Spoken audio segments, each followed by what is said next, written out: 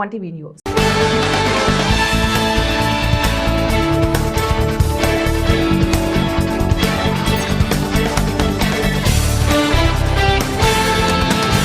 నాగర్ కర్నూలు జిల్లా ఉప్పునుత్తల మండలంలోని మామిళ్లపల్లి గ్రామంలో శ్రీ లక్ష్మీ నరసింహస్వామి బ్రహ్మోత్సవాల కార్యక్రమంలో భాగంగా దీపోత్సవం కార్యక్రమానికి టీపీసీసీ ఉపాధ్యక్షుడు నాగర్ కర్నూలు జిల్లా కాంగ్రెస్ పార్టీ అధ్యక్షుడు అచ్చంపేట ఎమ్మెల్యే డాక్టర్ చిక్కుడు వంశీకృష్ణ దంపతులు ముఖ్య అతిథులుగా హాజరయ్యారు. ఈ సందర్భంగా వారికి వేద పండితులు పూర్ణకుంభంతో స్వాగతం పలికారు. అనంతరం జరిగిన కార్యక్రమంలో వేద మంత్రాల మధ్య వేద పండితులచే ప్రత్యేక పూజలు చేశారు. మామిళ్లపల్లి లక్ష్మీ నరసింహస్వామి ఆలయానికి ప్రభుత్వం నుంచి నిధులు మంజూరు చేసి అభివృద్ధి చేయిస్తామని ఎమ్మెల్యే డాక్టర్ వంశీకృష్ణ తెలిపారు. బ్రహ్మోత్సవాలలో భాగంగా సతీ సమేతంగా ఆలయంలో హోమం తదితర కార్యక్రమాల్లో పూజలు జరిపించారు. అనంతరం వారిని సత్కరించి వేద ఆశీర్వచనం చేశారు. ఉత్సవ committee chairman Vemula Narasimha Rao, EO Narasimhulu తదితరులు పాల్గొన్నారు. 8 షెడ్యూల్ కాల్ ప్లేస్ కూడా దాన్ని స్వాధీనం చేసుకున్నాం.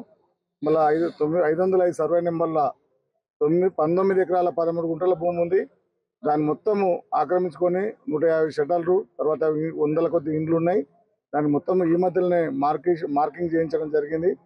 స్వాధీనంలోకి రావాలంటే దానికి కొద్దిగా టైం తీసుకుంటుంది. ఈ పర్వతాపుల భూమిలో కూడా 200 ఎకరాల భూములకు వెళ్ళి 100 ఎకరాలు 98 ఎకరాలు పట్టాలకు వేరే వాళ్ళకి అయింది. దాదాపు 82 ఎకరాలు పట్ట క్యాన్సిల్ అయింది. ఒక 15 ఎకరాలు మాత్రం పట్ట క్యాన్సిల్ కాలే కానీ ప్రొవిజన్లో పెట్టించినది. దాని మీద కూడా పోరాటం చేస్తున్నాం. కాకపోతే స్వాధీనానికి రాలేదు. టెక్నికల్గా దేవుని పేరు మీదకి ఎక్కింది, కొంత ఎక్కేది ఉంది కానీ పొజిషన్కి రాలేదు. పొజిషన్కి రావాలంటే వాళ్ళు చాలా ఏళ్ళ నుంచి ఉన్నారు. దానికి పోలీస్ బందోబస్తు కావాలి, రెవెన్యూ పోలీస్ అందరూ కూడా గట్టి సహకారం చేయాలి. మనకు అక్కడ ఎమ్మెల్యే గారు మన ఎమ్మెల్యే గారితో మాట్లాడిండ్రు. చాలా వరకు పరిష్కారం అవుతాయని ఆశిస్తున్నాం. అవన్నీ అయితే మనకు నెలకు కనీసం 4-5 లక్షల రూపాయల ఇన్కమ్ వస్తుంది. ప్రజెంట్గా మాకు నేను వచ్చిన సంవత్సరం అంటే 2 నెలల తర్వాత 28,000 ఉన్నాయి. ఇప్పటి వరకు అదే 28,000తోటే నడిపినాం ఈ 10 నెలలు. కాకపోతే జీతాలకు ఏనికే పైసలు లేకపోతే ఎమ్మెల్యే గారి కృషితోటి మధ్యమడుగు టెంపుల్ తోటి కమిషన్ అనుమతి తీసుకొని వీడికి సంవత్సరం నుంచి మధ్యమడుగు నుంచే జీతాలు ఇప్పిస్తున్నాం. ఇక్కడ ఇప్పుడు ఆ జీతాలు కూడా అంటే అంతకన్నా ముందే ఈ నరసింహస్వామి ఆలయం ఉత్తర ద్వారంలో ఉన్నటువంటి నరసింహస్వామి ఆలయం వెలిచినట్టుగా మరి వాళ్ళు చరిత్ర చెప్తా ఉంది. మరి ఇక్కడ ఎన్నో కొన్ని వందల సంవత్సరాల నుంచి మరి ఆ లెక్క ప్రకారంగా 900 సంవత్సరాలు ఇది 900వ సంవత్సరం జరుగుతూ ఉంది. మరి అత్యంత మరి ఈ కట్టడం ఎప్పుడో నిర్మించినట్టు ఈ దేవాలయానికి అంత చరిత్ర కలిగింది. ఈ మామిళ్లపల్లి గ్రామం అగ్రహారం అంటే బ్రాహ్మణులు నివసించేటువంటి గ్రామాన్ని అగ్రహారం అంటారు. మరి ఇది ఇంకొక మాటలో చెప్పాలంటే ఉమ్మడి ఆంధ్రప్రదేశ్ రాష్ట్రంలోని ఇది 2వ గుడి, నరసింహస్వామి ఆలయం 2వ గుడి. మరి ఇప్పుడు ఉన్నటువంటి యాదాద్రి టెంపుల్ కన్నా పురాతనమైనటువంటి గుడి. ఇక్కడ చుట్టుపక్కల ఉన్నటువంటి గ్రామాలు ముఖ్యంగా ఈ మండల వ్యవస్థ ఏర్పడక ముందు అన్ని చుట్టుపక్కల గ్రామాలన్నీ కల్వకుర్తి, నాగర్ కర్నూల్, అచ్చంపేట, కొల్లాపూర్, పార్ట్ ఆఫ్ దేవరకొండ ఈ ప్రాంతాల నుంచి పెద్ద మొత్తంలో 8 నుంచి 15 రోజుల జాతర నడిచేది. మరి అప్పటి ఆ కట్టడాలను అత్యంత స్ట్రాంగ్గా అంటే అత్యంత పురాతనంగా ఉన్నటువంటి కోనేరు కానీ అట్లాగే రథం కానీ ఇక్కడ ఉన్నటువంటి గాలిగోపురం కానీ అట్లా గర్భగుడి కానీ మరి ఆ కట్టడాలు చూస్తేనే మనకు తెలిసిపోతుంది.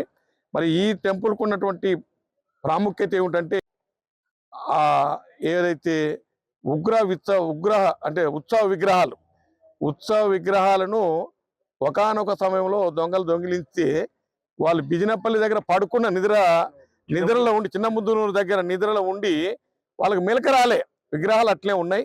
అంటే దేవుడే వాళ్ళ నిద్రపుచ్చి ఆ విగ్రహాలను కనుక్కునే విధంగా దేవుడే కాపాడిండు. మరి అత్యంత మహిమ కలిగినటువంటి ఈ నరసింహస్వామి ఆలయం దినదినాభివృద్ధి జరుగుతూ ఇవాళ దాదాపు 10-15 రోజులు జాతర నడుస్తూ ఉంది. మరి ఈ ప్రాంతంలో ఉన్నటువంటి భక్తులందరూ కూడా ఈ ఆలయాన్ని సందర్శించి వారికి ఉన్నటువంటి కోరికలు చెప్తూ చాలామంది కోరికలు తీర్చినటువంటి ఆ గొప్ప దేవుడే ఈ ఉగ్ర నరసింహస్వామి.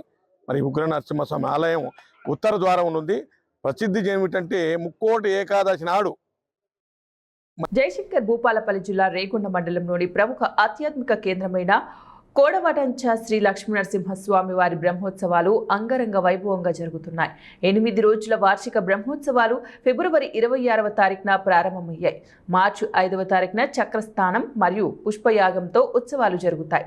100 ఏళ్ల చరిత్ర కలిగిన కోడవటంచ క్షేత్రం భక్తుల పాలిట కొంగు బంగారమై విరజిల్లుతుంది. కాగా బ్రహ్మోత్సవాలకు పెద్ద సంఖ్యలో భక్తులు తరలి వస్తున్నారు.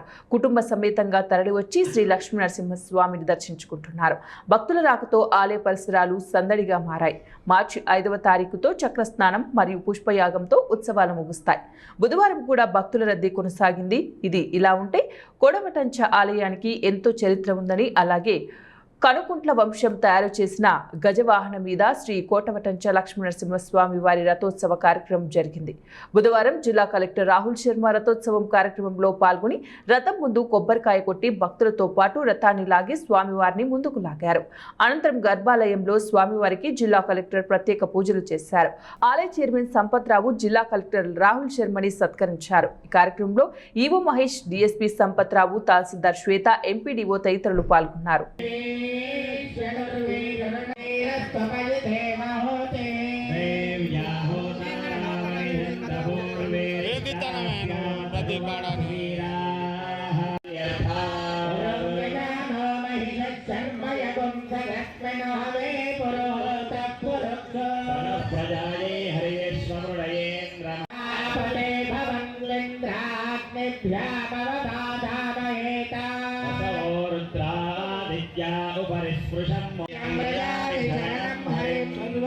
सर्वकार्येषु नास्त्यदेशाम मंगलम्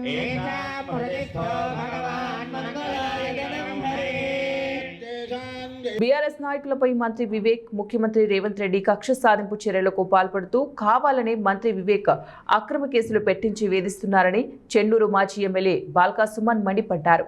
మంచిర్యాల జిల్లా క్యాతరపల్లిలోని మాజీ ఎమ్మెల్యే బీఆర్ఎస్ పార్టీ జిల్లా అధ్యక్షుడు బాల్కా సుమన్ నివాసంలో ఏర్పాటు చేసిన మీడియా సమావేశంలో మాట్లాడుతూ క్యాతరపల్లి మున్సిపాలిటీలో ప్రజలు ఇచ్చిన తీర్పును మంత్రి వివేక్, ముఖ్యమంత్రి రేవంత్ రెడ్డి గౌరవించారని, ప్రమాణ స్వీకారం రోజు ఎంపీ వంశీ మంత్రి వివేక్ బీఆర్ఎస్ కౌన్సిలర్లను తమ వైపు తిప్పుకోవడానికి బ్లాక్ చెక్ ఆశ చూపారన్నారు. అయినా కూడా కౌన్సిలర్లు లొంగలేదని, దానితో మహిళా కౌన్సిలర్లపై కాంగ్రెస్ కౌన్సిలర్లు అసభ్యకరంగా ప్రవర్తించినా వాళ్లపై ఒక్క కేసు కూడా నమోదు కాలేదన్నారు. బీఆర్ఎస్ నాయకులపై ఇంకా కేసులు పరంపరం కొనసాగుతోందని ఆరోపించారు. మంత్రి వివేక్, ఎంపీ వంశీ అడ్డుకోకపోవడం సిగ్గుచేటని, ప్రభుత్వ అధికారులు, పోలీసులు విశాఖ ఇండస్ట్రీ వర్కర్లుగా పనిచేస్తున్నారని ఆరోపించారు. క్యాతరపల్లిలో కొంతమంది పోలీసుల తీరుతో మొత్తం పోలీస్ వ్యవస్థకు చెడ్డ పేరు వస్తోందన్నారు. అటువంటి పోలీసు అధికారులపై రాష్ట్ర డీజీపీ చర్యలు తీసుకోవాలని కోరారు. క్యాతనపల్లి మున్సిపల్ ఎన్నికల ఇష్యూలో రాష్ట్ర ఎన్నికల కమిషన్ చొరవ తీసుకోవాలన్నారు. చైర్మన్, వైస్ చైర్మన్ల ఎన్నిక సజావుగా జరిగే విధంగా చూడాలని కోరారు.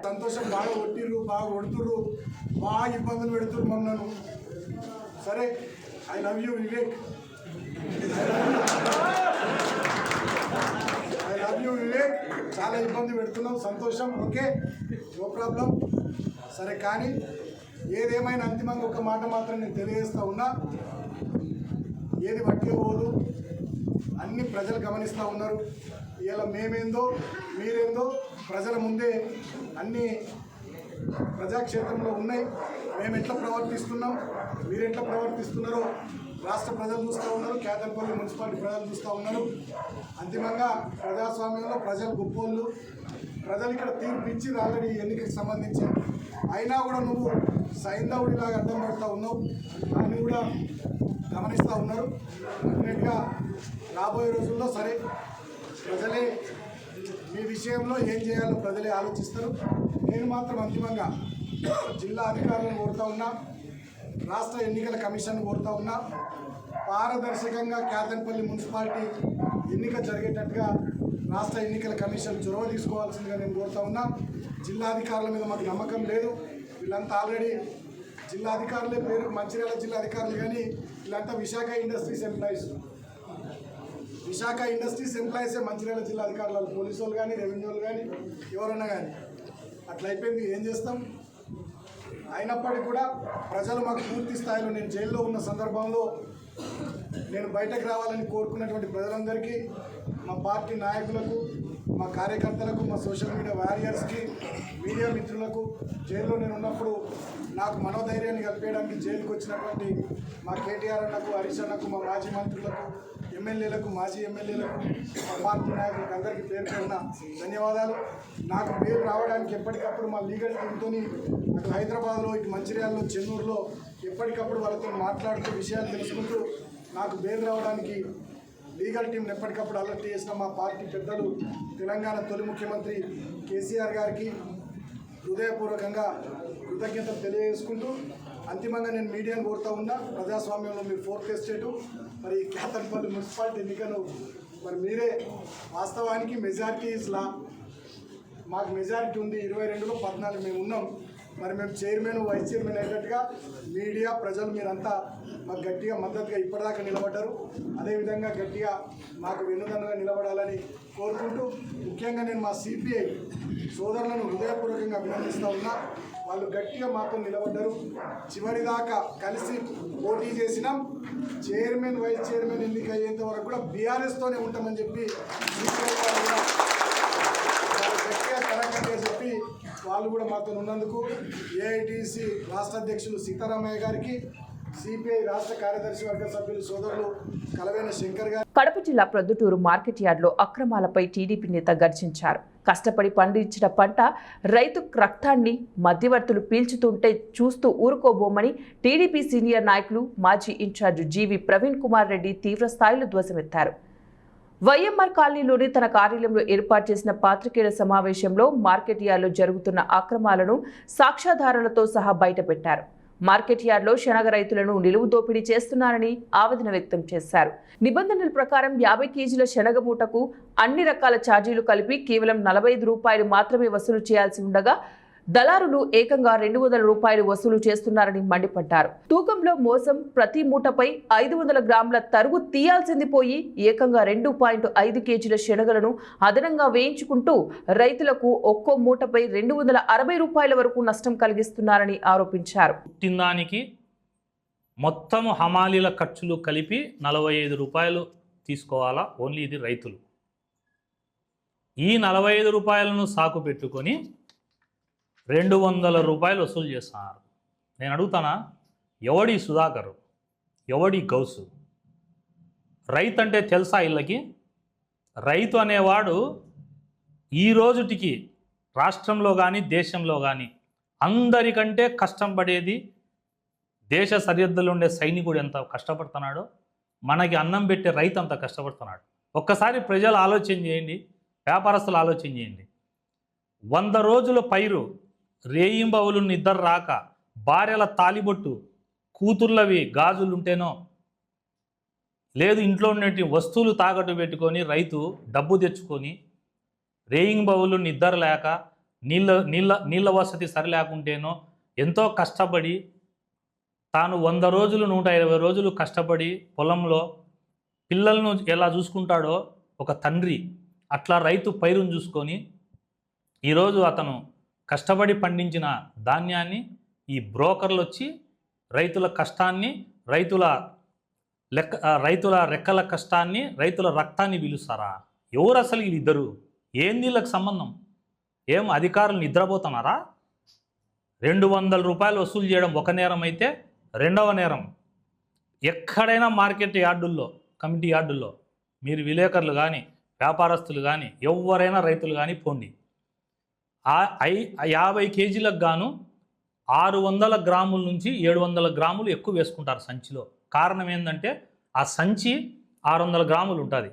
అప్పుడు 600 గ్రాములు పోతే 50 కేజీలు నెట్టు శనగలు వస్తాయని వేసుకుంటారు. వీళ్ళిద్దరూ పొద్దుటూరులో 52.5 కేజీ వేసుకుంటున్నారు. అంటే ఒక సంచిలో 52.5 కేజీ వేస్తే 500 గ్రాములో ఒక 600 గ్రాములో మన దానికి సంచి బరువుకు పోతే రిమైనింగ్ 2 కేజీలు దగ్గర శనగల డబ్బు రైతులు దోపిడీ చేస్తారా ఇల్లు? అది కూడా ఎట్లా అంటే 200 రూపాయలు వసూలు చేసే దాంట్లో హమాలీలకు 50 రూపాయలు ఇస్తున్నారు.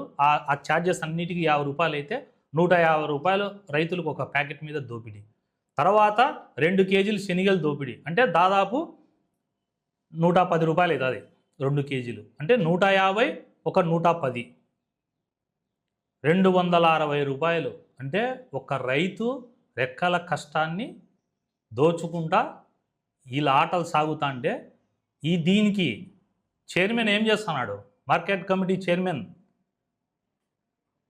వద్దిబాలుడు గారి భార్యకి ఇచ్చినారు కదా చైర్మన్. ఏం చేస్తున్నాడు వద్దిబాలుడు అన్న? గోపురం లక్ష్మణ్ ఉన్నాడు వైస్ చైర్మన్.